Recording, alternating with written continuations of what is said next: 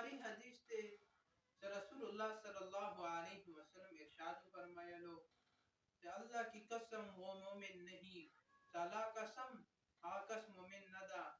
نو حضور صلی الله علیه وسلم ارشاد فرمایلو درې ځله دا ارشاد فرمایلو چې الله قسم هغه کس مومن ندا.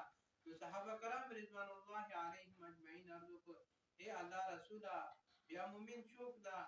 نو رسول الله صلی الله علیه وسلم ورته ارشاد فرمایلو هغه کس مومن ندا چې کوم د شرارتونو نه او رغافتونو نه بل پړسي محفوظ نه وي. نو سوچ وکړئ حضور صلی الله علیه وسلم صرف دا وړې د دومره ګناه سره کسته مومن نه وي. نن هغه مونږه سوچ وکړو مونږه معاشره کې او مونږه په محلو کې څومره یو بل ګاونډ دا یو بل پړوسی یو بل سره نه لګېږي، مختلف قسم یو بل ته سازشونه جوړي اور همیش څومره